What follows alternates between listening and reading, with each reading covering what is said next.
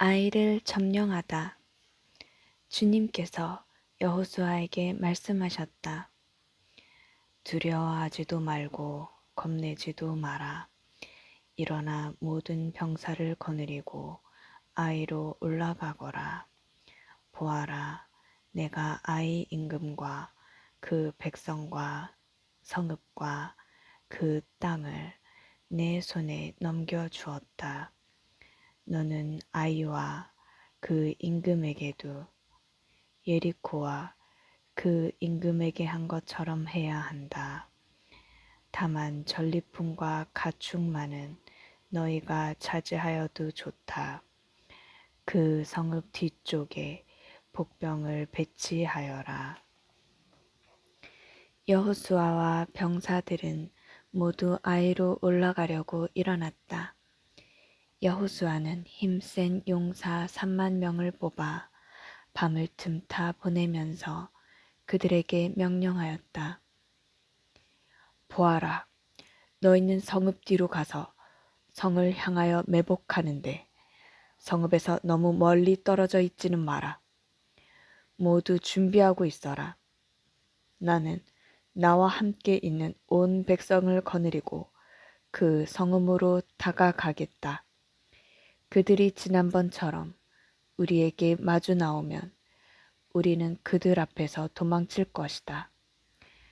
그들은 우리가 지난번처럼 도망친다고 생각하고서는 우리 뒤를 따라 나올 것이고, 그러면 그들을 성읍에서 멀리 떨어지게 할 수 있을 것이다.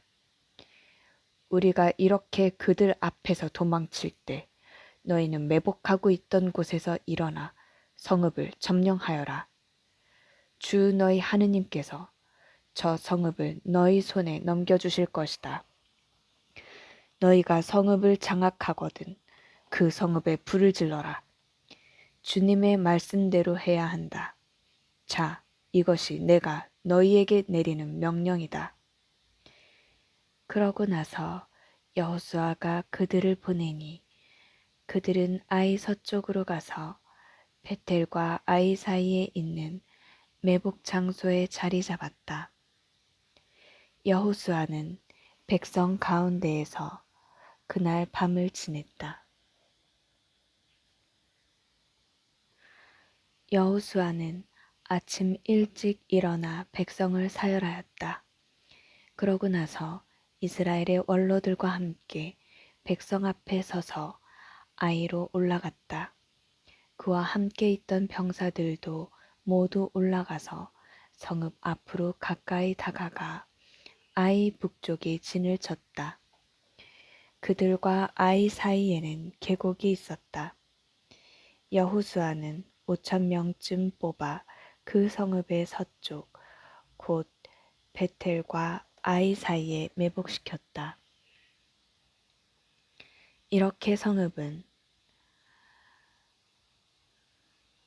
이렇게 백성은 성읍 북쪽에 본진을 치고 성읍 서쪽에 후위 부대를 배치하였다.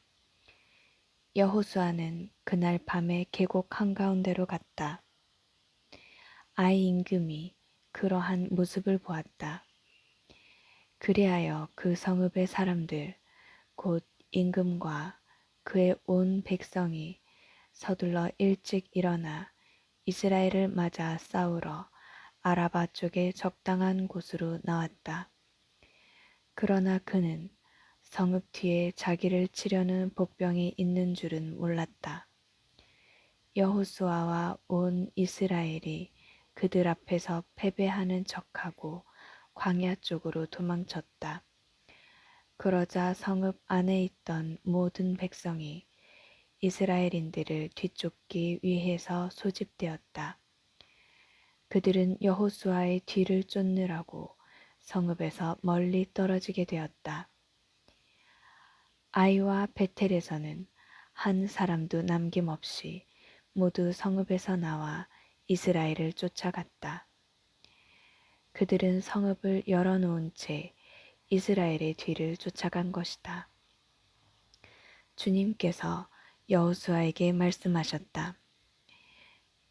내 손에 든 창을 아이 쪽으로 내뻗어라. 내가 저쪽을 내 손에 넘겨주겠다. 여호수아는 손에 든 창을 그 성읍 쪽으로 내뻗었다. 그가 손을 내뻗자 복병들이 제자리에서 재빨리 일어나 돌진하여 성읍으로 들어가서 그곳을 점령하였다. 그러고 나서 곧 그 성읍에 불을 질렀다.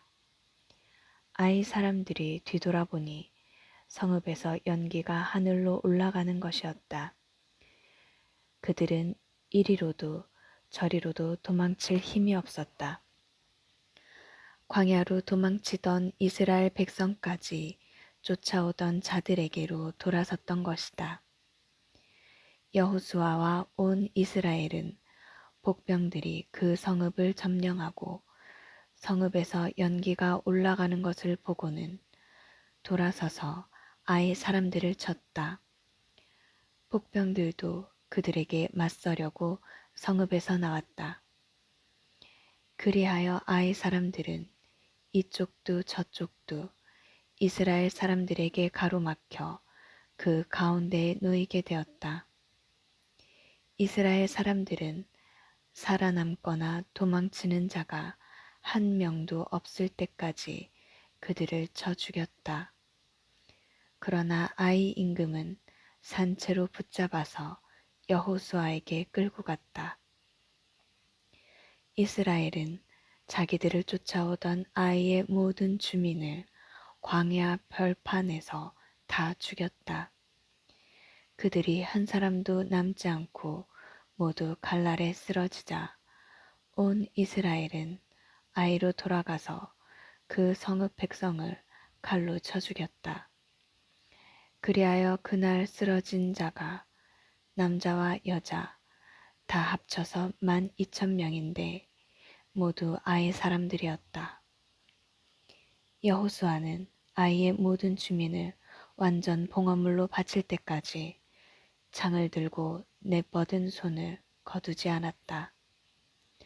다만 그 성읍의 가축과 전리품은 여호수아에게 명령하신 주님의 말씀대로 이스라엘이 제 몫으로 차지하였다. 여호수아는 아이를 불태워 영원한 폐허 더미로 만들었는데 오늘날까지도 그대로 남아있다. 그리고 그는 아이 임금을 저녁 때까지 나무에 매달아 두었다. 해질 무렵에 여호수아가 명령하자 사람들이 그의 시체를 나무에서 내려 성문 어귀에 내던지고 그 위에 큰 돌무더기를 쌓아 올렸다. 그것이 오늘날까지 남아있다. 에발산에 제단을 만들고 율법을 봉독하다. 그때 여호수아는 주 이스라엘의 하느님을 위하여 에발산에 제단을 쌓았다. 그것은 주님의 종 모세가 이스라엘 자손들에게 명령한 대로 곧 모세의 율법서에 쓰인 대로 쇠 연장을 대어 다듬지 않은 돌들을 쌓아서 만든 제단이었다. 그들은 그 위에서 주님께 번제물을 올리고 친교 제물을 바쳤다. 그리고 그곳에서 여호수아는 모세가 쓴 율법 사본을 이스라엘 자손들 앞에서 그 돌들에 새겼다. 그러고 나서 온 이스라엘은 원로들과 관리들과 판관들과 함께 이방인이든 본토인이든 구별 없이 주님의 계약궤를 맨 레위인 사제들 앞에 궤의 이쪽과 저쪽으로 절반은 그리짐 산 앞에 절반은 에발산 앞에 갈라섰다.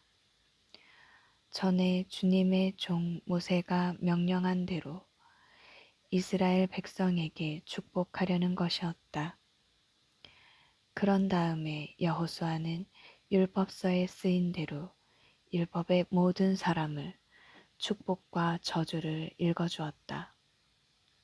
무세가 명령한 모든 말씀 가운데 여호수아가 이스라엘의 온 회중과 여자들과 아이들 그리고 그들 가운데에 사는 이방인들 앞에서 읽어주지 않은 말씀은 하나도 없었다.